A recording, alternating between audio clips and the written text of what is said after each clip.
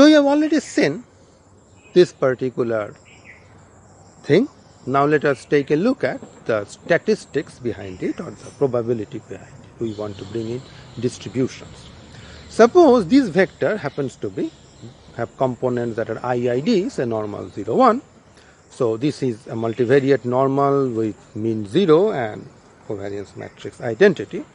I want to find out the length of the distributions of these things for this yellow vector as well as the blue vector. What is the norm square of the distribution?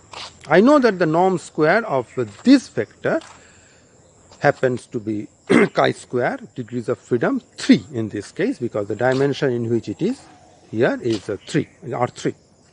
Now see how I got this x, y, z. I got them by pre-multiplying my cyan vector with a matrix created out of an orthonormal basis, which means this matrix is an orthogonal matrix. So these x, y, z are still IID, normal, mean 0, variance I.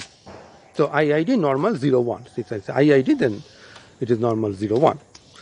Now what is the norm square of the yellow vector? That is x squared plus y squared. So this has to be chi-square with degrees of freedom just 2. Similarly, the norm square of the blue vector should be chi-square with degrees of freedom 1.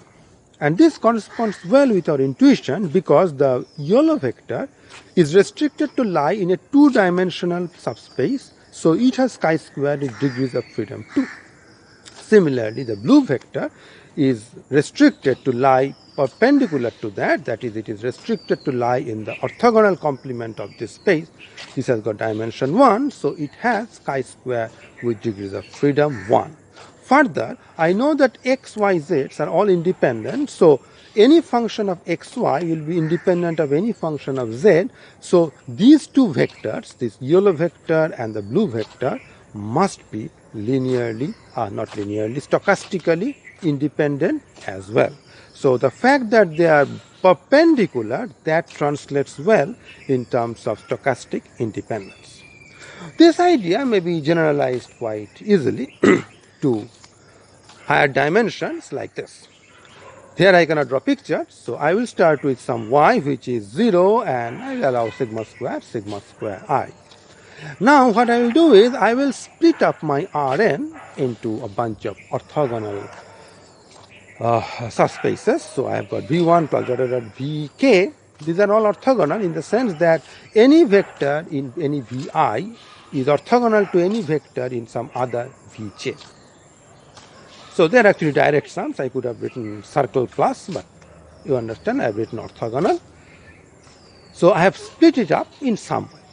Now if I do that, then any vector in Rn may be uniquely split up in terms of components lying along this.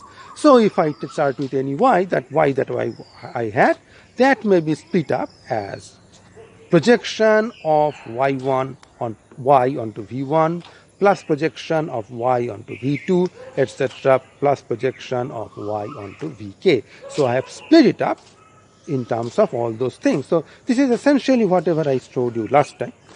There I was working with only two things, the pink plane as well as the purple plane as well as its orthogonal complement. So v1 was that plane and v2 was its orthogonal complement. Here I have split it up into k parts.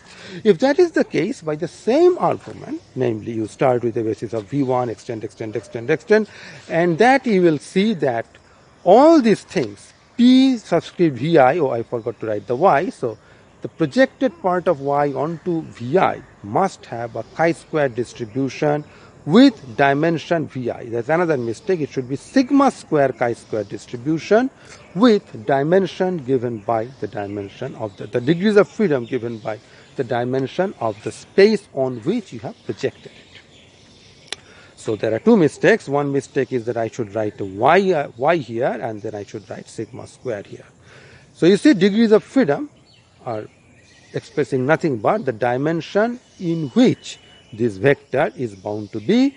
Yet another mistake, or too many mistakes. This should be norm square of that. So norm square of PVI y, that follows sigma square chi squared with these degrees of freedom. Now what happens if I allow? Oh, now I have, okay. And then there is another condition that these things will all be independent. So again the same mistakes are persisting, but they will be independent because all these things were orthogonal. Now what happens if I allow a mean vector? So if I allow a mean vector, in that case, I will of course have a corresponding non-centrality parameter which will be given by the mean of this thing, which is nothing but the mean projected onto that say Vi. In particular, if your mu vector, which is a fixed vector, happens to be orthogonal to some particular Vi, then for that particular Vi, the squared norm of the projection will still remain a central chi-square random variable. So that is going to play an important role here. So even if your mu originally is non-zero, if you are projecting onto a subspace to which this mu is orthogonal, then the squared norm of the projection will still remain a central chi-square random variable.